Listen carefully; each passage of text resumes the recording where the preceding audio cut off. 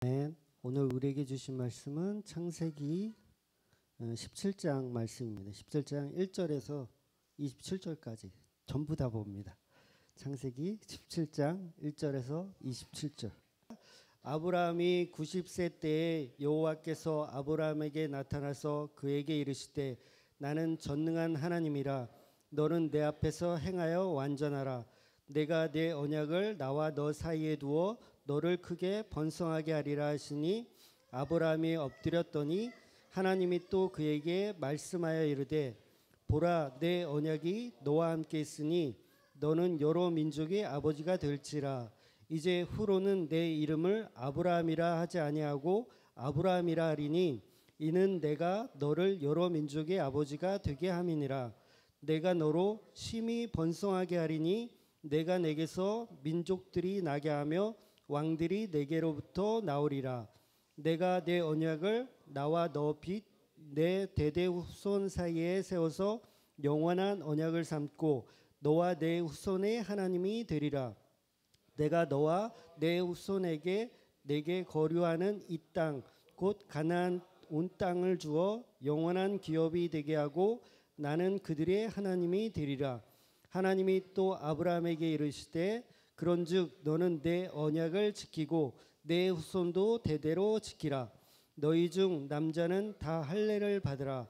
이것이 나와 너희와 너희 후손 사이에 지킬 내 언약이니라. 너희는 포피를 베어라. 이것이 나와 너희 사이의 언약의 표징이니라. 너희의 대대로 모든 남자는 집에서 난 자나 또는 너희 자손이 아니라 이방 사람에게서 돈으로 산 자를 막론하고 난지 8일 만에 할례 받을 것이라. 너희 집에서 난 자든지 너희 돈으로 산 자든지 할례를 받아야 하리니 이에 내 언약이 너희의 살에 있어 영원한 언약이 되려니와 할례를 받지 아니한 남자 곧 그 포피를 베지 아니한 자는 백성 중에서 끊어지리니 그가 내 언약을 배반하였음이라. 하나님이 또 아브라함에게 이르시되 내 아내 사라는 이름을 사레라 하지 말고 사라라 하라.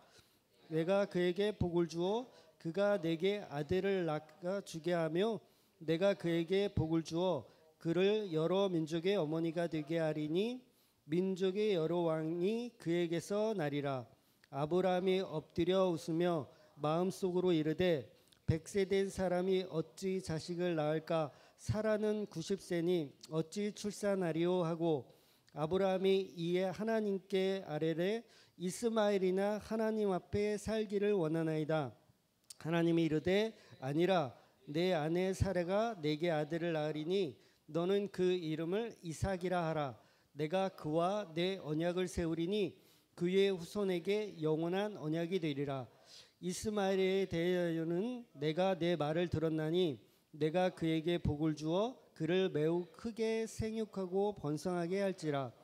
그가 12두령을 낳으리니 내가 그를 큰 나라가 되게 하려니와 내 언약은 내가 내년 이 시기에 사라가 내게 낳을 이삭과 세우리라.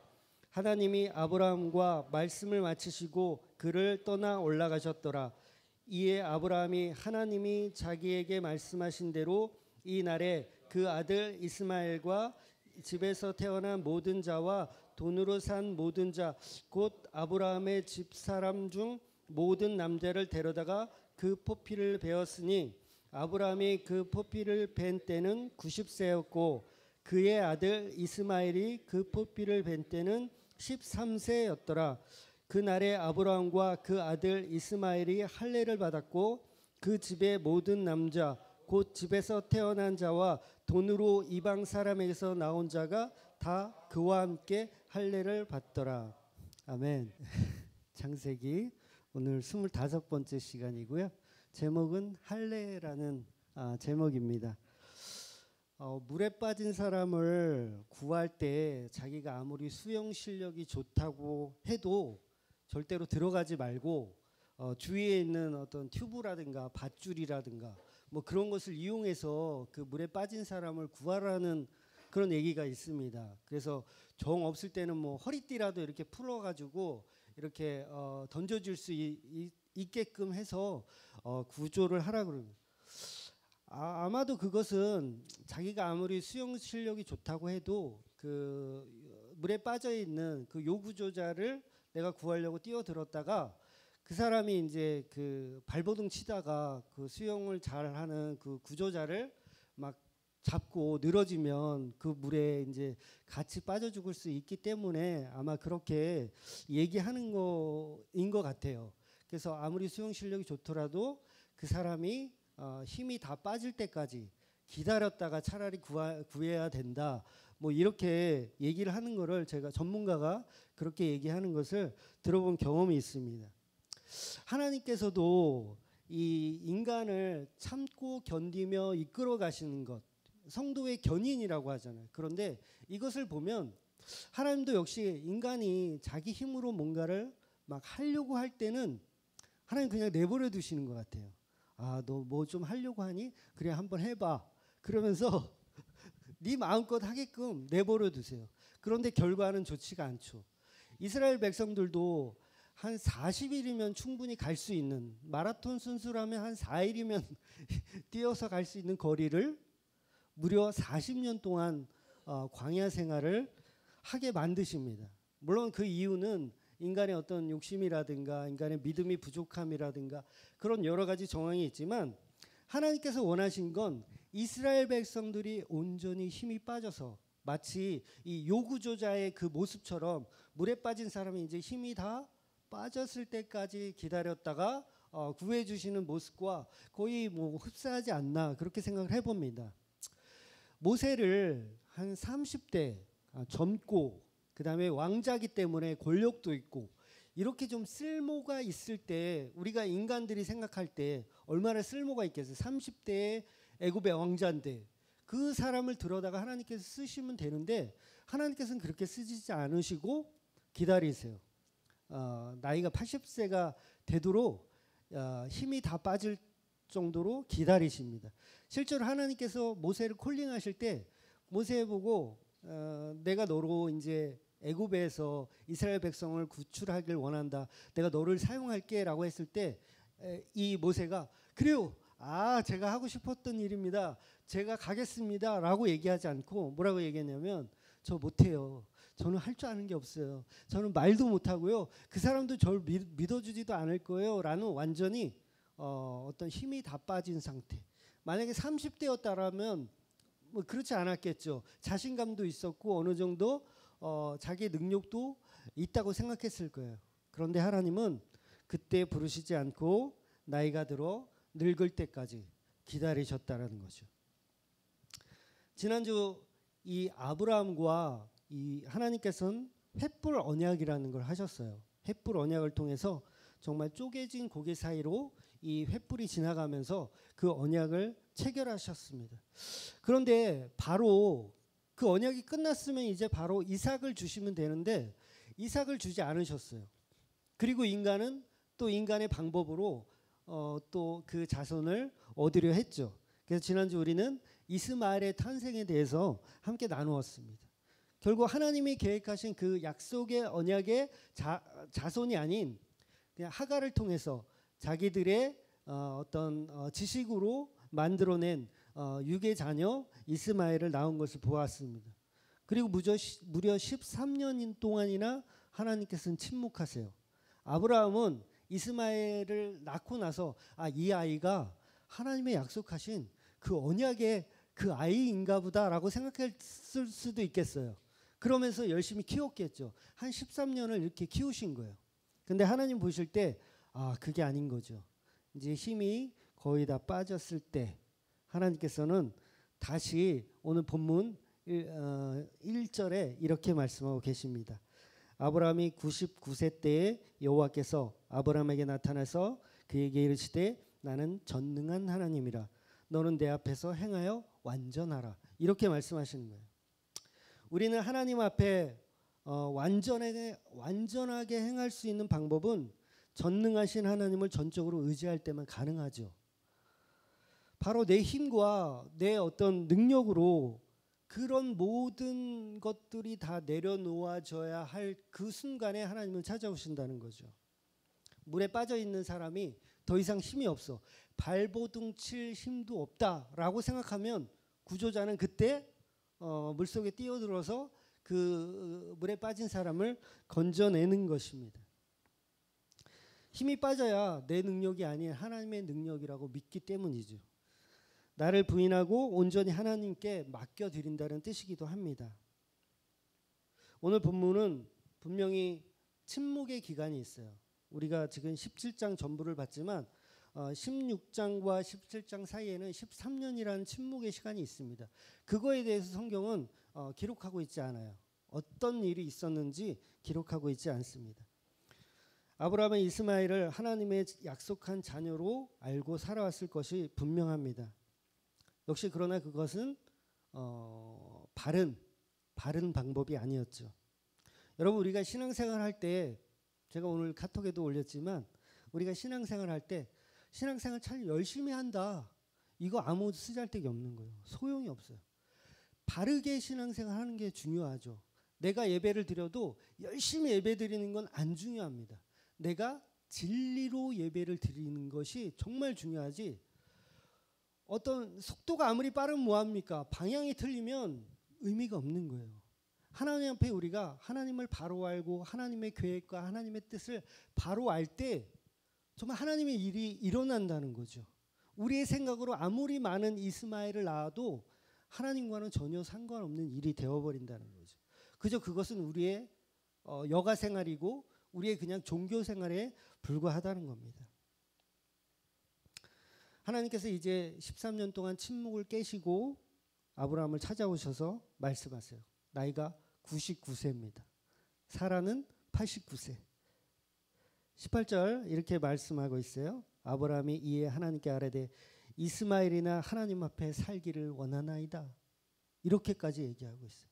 이제 내가 너한테 약속한 그 자식을 줄게 라고 했더니 아브라함이 속으로 웃으면서 아유, 이스마엘이나 좀 잘 크고 건강하게 좀 이렇게 해주시지, 뭔 지금 나이가 든 나에게 무슨 애를 또 주시겠다고 라고 속으로 비웃는 거지요. 우리는 하나밖에 없는 인생을 사는 사람입니다. 그런데 이 인생을 잘못된 방향으로 걸어가선 절대 안 되겠죠. 바른 방향으로 걸어가야 합니다. 많은 목사님들은 이 세상에서 사탄이 이 산길자를 찾아다니고 여전히 미혹하는 세상이라고 이야기를 합니다. 얼마 전에도 그 인기 절정의 그룹인가요? 그 샤이니 멤버가 자살했다는 소식을 뉴스로 제가 접했어요. 문득 드는 생각이 뭐였냐면 SMC 뭐 이런 생각도 들었지만 그게 중요한 게 아니라 돈과 명예가 있어도 자살할 만한 이유가 있나 보다라는 생각을 했어요. 저는 그 샤이니처럼 돈을 벌어보지도 못했고 그다음에 그런 인기를 가져보지도 못했어요. 그런데도 불구하고 그 친구는 자살을 했잖아요. 그런 걸 보면서 그런 것을 다 가져도 자살할 이유가 있나 보다, 저는 그렇게 생각했습니다.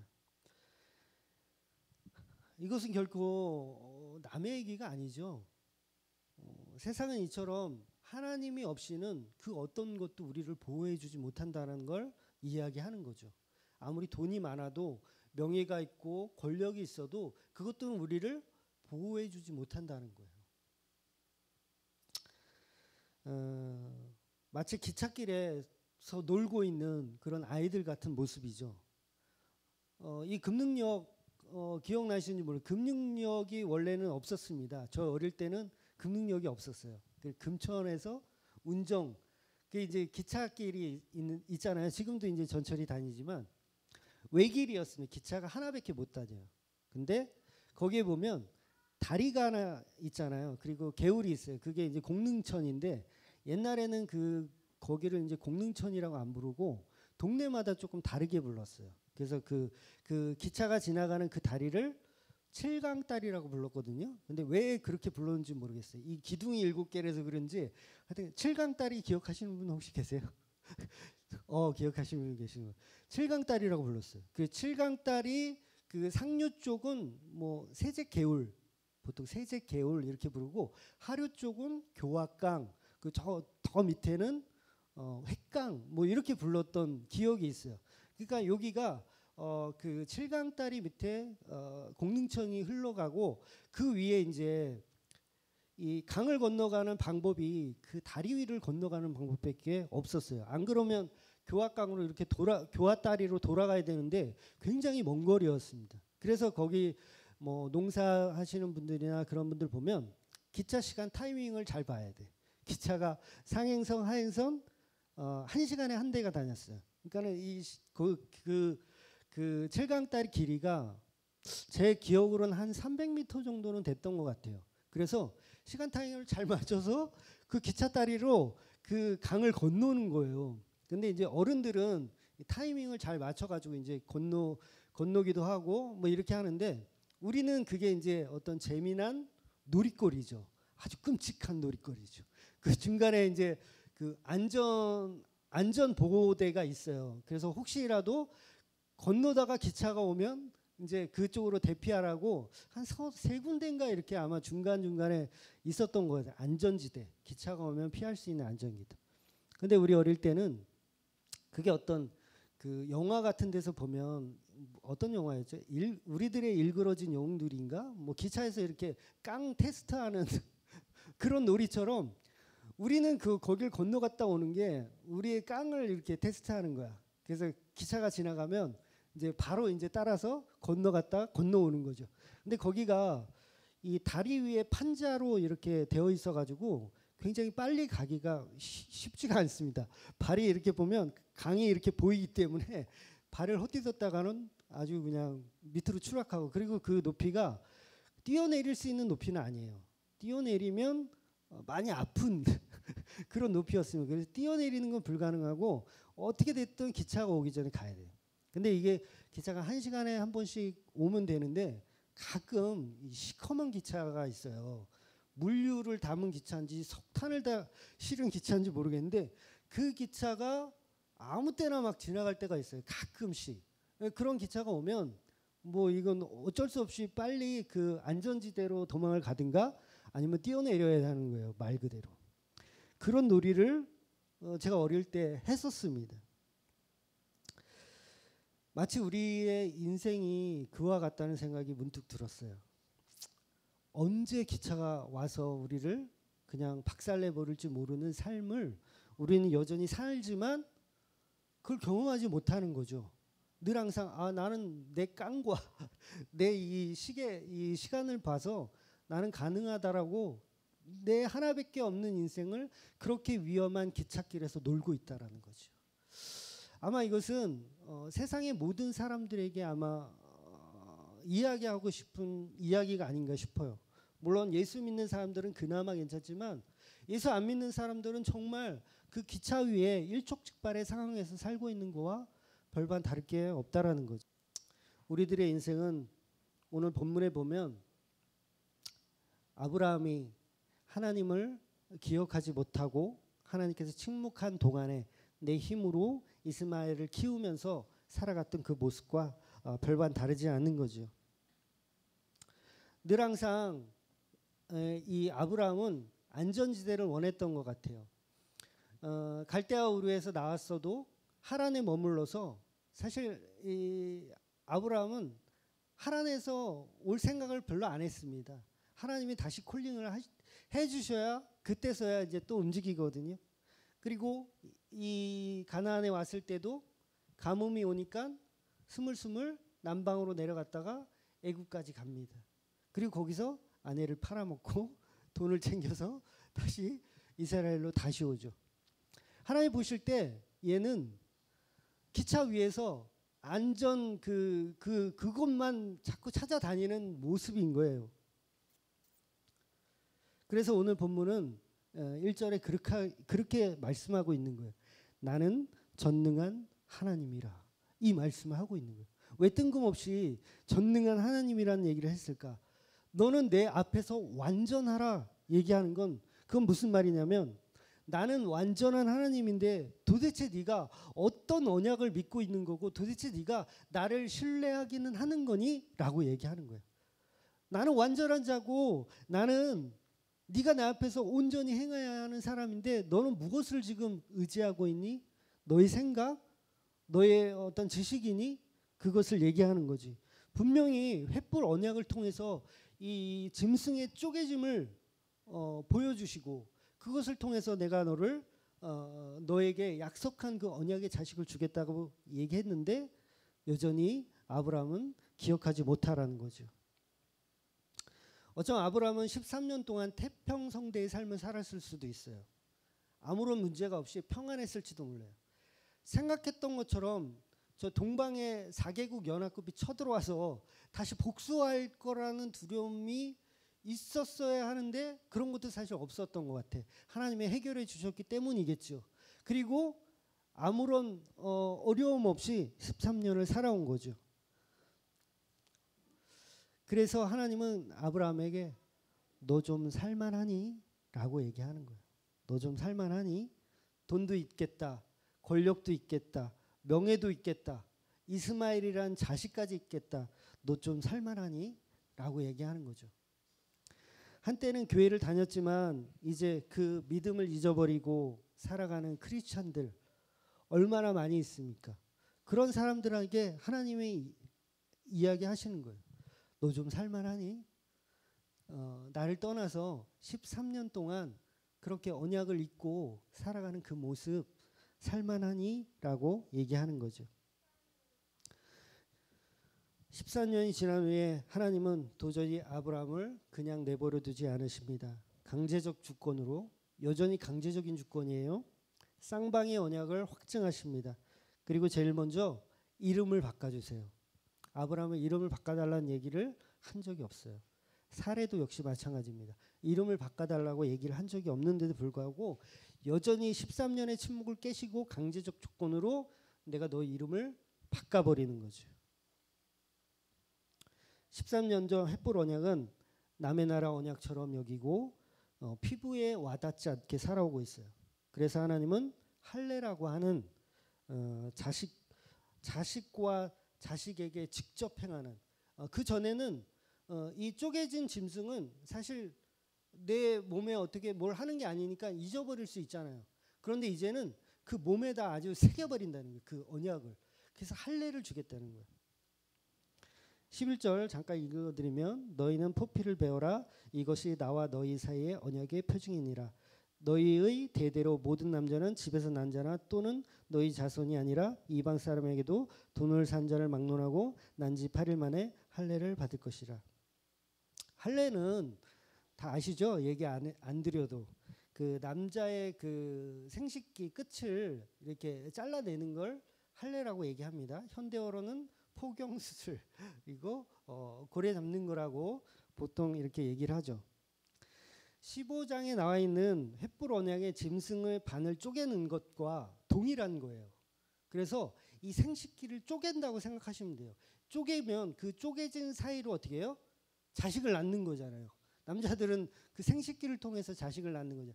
그 자식을 낳는 그 통로가 쪼개지는 거예요. 언약이죠. 그 언약 이후에 나온 자식이라야 되는 거죠. 그러니까 이스마엘은 아닌 거예요, 사실. 이스마엘은 아닌 거죠. 그러니까 진짜 하나님의 언약의 자손은 그 할례를 통해서 나온 자식을 얘기하는 거죠. 그 창세기 32장에 가면 또 요셉, 야곱이 등장하는데 야곱은 아시잖아요. 형한테 사기치고 이게 막 팥죽 한 그릇에 막 장자도 빼앗고 아주 그냥 싸가지가 없어요. 이 야곱도. 그래놓고 삼촌한테 이제 도망가죠. 형 에서가 화가 많이 나가지고 죽이려고 덤벼드니까 도망가요. 그리고 삼촌네 가서 좀 몇 년 살다가 이제 삼촌네에서도 또 얘가 좀 싸가지가 없어요. 거기서도 또 재산을 이렇게 좀 좋지 않은 방법으로 해가지고 결국은 쫓겨나다시피 해가지고 다시 이제 고향으로 왔어요. 그 고향으로 오니까 에서가 이제 죽이려고 막 벼르고 있을 거 아니에요. 저 녀석 아주 그냥 내 거를 탁 훔쳐가고 저런 사기꾼 같은 놈 오기만 해 내가 그냥 조사 버릴 거야라고 딱 생각하고 있는 거예요. 그러니까 야곱이 두렵죠. 그래서 이제 거의 다 왔어. 이제 고향 땅이 거의 다 와가지고 내가 그냥 가면 형한테 죽을 것 같으니까 먼저 자기 식구들을 먼저 보냅니다. 1차 보내고 2차 보내고 그리고 자기 혼자 남아가지고 야복강 강가에서 기도를 해요. 이제 성경은 좀 문학적으로 표현하고 있어요. 뭐 씨름을 했다, 천사와 씨름을 했다, 뭐 이렇게 표현하는데 제가 늘 얘기하지만 구약에 나온 하나님의 현현은 그냥 예수 그리스도라고 이렇게 해석해 버려도 무방하다고 얘기 드렸어요. 그러니까 이 야복강 강가에서 예수님을 만나서 씨름하는 거예요. 뭐 어떤 거 씨름하냐면 나 이제 에사한테 이제 형한테 가면 나 죽으니까 살려달라고 나한테 복을 달라고 기도하는 거예요. 그 복은 뭐 돈 달라는 게 아니라 나를 구원해 주세요라는 그 야복강 강가의 기도를 하는 거예요. 근데 예수님이 이제 이 징한 놈 안 되겠다. 그래 내가 너에게 복을 줄게 라고 말씀하세요. 그리고 나서 뭘 하냐면 환도뼈를 부러뜨립니다. 그래서 이 환도뼈가 뭐냐면 정확하게 이 환도뼈가 어떤 뼈인지는 잘 모르겠어요. 저도 주석을 찾아보고 뭐 인터넷에 뒤져봐도 정확히 모르겠어요. 정확하게 이 환도뼈가 어떤 의미냐면 생식기를 감싸고 있는 뼈를 상징하는 거예요. 생식기를 감싸고 있는 뼈. 그러니까 이게 골반뼈가 될 수도 있고 넓적다리뼈가 될 수도 있고 그런 것들을 뭉퉁거려서 환도뼈라고 얘기하는 거예요. 그 환도뼈를 부러뜨립니다. 이게 뭐냐면 이게 바로 할례라는 거예요. 할례. 생식기를 표피를 베는 거나 생식기에 나오는 그 뼈들을 부러뜨리는 거나 같은 원리라는 거죠. 그래서 야곱이 이 환도뼈가 부러진 상태에서 에서를 만나요. 그러니까 어때요? 쩔뚝거리겠죠. 엄청 쩔뚝거려. 에서가 딱 보니까 막 죽이려고 딱 왔는데 애가 병신이 돼서 왔네. 아이고 이 고생만 지지하게 하고 결국 어때요? 에서 형이 이 야곱을 끌어안고 입 맞추고 엉엉 울었겠죠. 아유 이 병신이 돼가지고 왔어. 이거 구원시킨 거예요. 이게 바로 구속사의 원리라는 거예요. 할례의 원리라는 거예요. 이게 하나님이 십자가를 통해서 우리를 구원하는 그 원리가 바로 이 야곱의 야복강 강가에서 있는 거예요. 그러니까 이 구속사에 있는 관점을 봐야 하는 거죠. 그래서 이거를 그냥 뭐 간청기도 하나님께 떼쓰고 했으면 하나님께서 다 주신다 이렇게 이해하면 안 되세요. 이거는 구속사에 대한 이야기를 하는 거죠. 할례의 언약은 어디까지나 예수 그리스도의 십자가를 예언하는 상징적인 메시지입니다. 상징이 아니라면 여자들은 어떻게 하라는 얘기야? 다 구원 못 받는 거예요? 그렇잖아요. 상징적인 이야기라는 거예요. 왜 성경에 보면 그런 얘기도 있잖아. 고린도 몇 장 몇 절인지 기억 안 나는데 여자요? 여자들은 교회에서 잠잠하라 이런 얘기 있어요. 그래서 그 보수적인 교단에서는 여전히 여자한테는 목사 안수를 안 줘요. 그리고 뭣도 안 주죠. 장로도 안 주고 뭐 안수집사 뭐 이런 것도 안 주고 여자들은 안 줍니다. 그 성경의 문자적으로 보면 여자요 교회에서 잠잠하라 이런 얘기가 있어요. 같은 맥락에서 봐야 된다는 거예요. 할례가 여자한테는 적용이 되지 않지만 그게 뭐예요? 비유적으로 예수 그리스도의 십자가를 얘기하는 거잖아요. 그래서 교회에서 여자의 잠잠하라는 얘기는 할례를 받지 않은 사람들, 그러니까 예수 그리스도의 십자가가 적용이 안 된 사람들은 교회에서 닥치라는 거예요. 아주 심플하죠. 아주 쉽죠. 교회에서 내가 목소리를 내고 싶다. 그런데 그 사람이 예수 그리스도의 십자가도 모르고 믿음도 없고 그런 사람이라고 한다면 교회에서 떠들지 말고 조용히 있으라는 얘기예요. 네. 그러니까 이 할례라는 건 우리가 지금 상징적으로 봐야 하기 때문에 지금도 어떤 사람은 그래요. 할례를 받아야 구원을 받는다. 여러분 그 이제 할례가 나중에 이제 세례로 바뀌잖아요. 신약에 보면 세례로 바뀌거든요. 근데 세례 역시 마찬가지죠. 세례도 상징입니다. 세례를 안 받으면 지옥 가는 게 아니에요. 천주교는 그렇게 가르치는 걸로 제가 알아요. 세례를 받아야 구원을 받는 걸로 이렇게 알아요. 근데 그건 모두 다 상징이죠. 예수 그리스도의 십자가를 이야기하는 상징인 겁니다.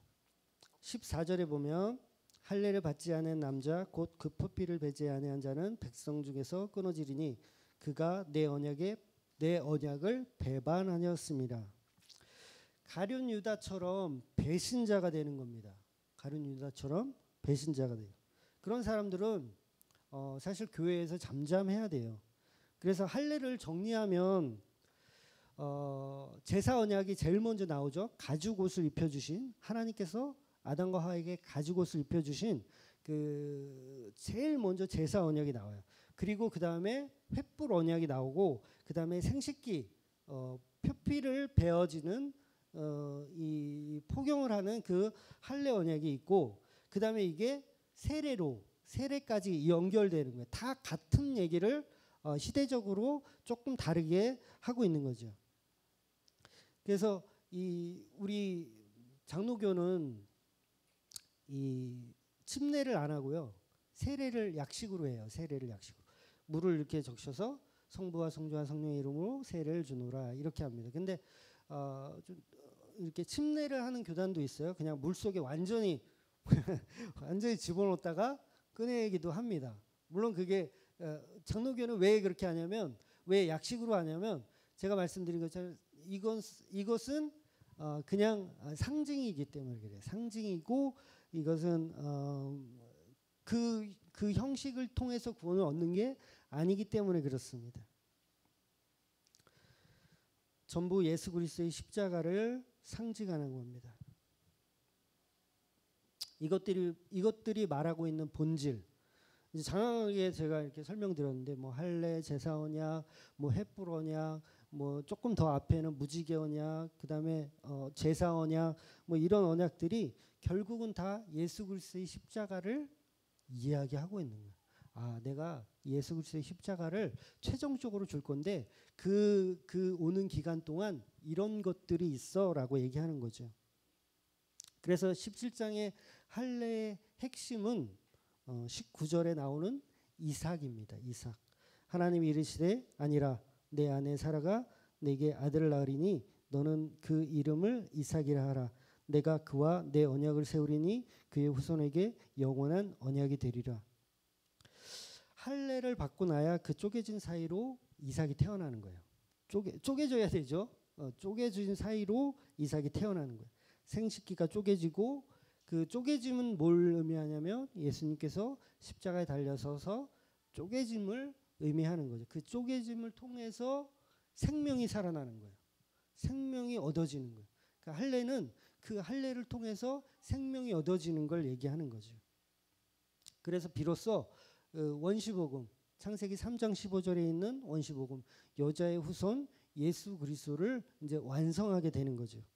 그리고 예수 그리스도라는 할례를 통해서 만들어지는 게 또 무엇이냐면 예수 그리스도라는 십자가의 쪼개짐으로 인해서 생명이 태어나는데 그 생명이 누구냐면 그게 바로 성도라는 거예요. 성도. 그리고 그게 교회가 되는 거예요. 교회. 그러니까 우리는 하나님 예수 그리스도의 할례를 통해서 지음받은 사람들인 거예요. 예수 그리스도의 십자가의 할례를 통해서 나타난 사람들. 그러니까는 예수 그리스도의 그 십자가를 통해서 할례를 받았기 때문에 우리는 육의 할례를 안 받아도 되는 거예요. 무슨 말인지 이해하시죠? 이스라엘은 그 유대인들은 지금도 할례 하잖아요. 그쪽 지역은 파키스탄 그 지역은 이슬람들은 아직도 남자애들한테 다 할례를 다 해요. 근데 그건 상징이기 때문에 안 해도 되는 거예요. 예수 그리스도의 십자가가 우리의 할례이기 때문에 예수 그리스도를 통해서 우리는 할례를 받는 것입니다. 즉 짐승이 쪼개지면서 나오는 것은 예수 그리스도라는 횃불이고 예수 그리스도의 십자가에서 쪼개지면서 그 쪼개진 십자가 사이로 나오는 것은 바로 교회입니다. 그러니까 결국은 우리는 예수 그리스도를 통해서 할례를 받는 거예요. 그 할례가 뭐예요? 구원이에요. 구원. 다른 게 아니고 구원입니다.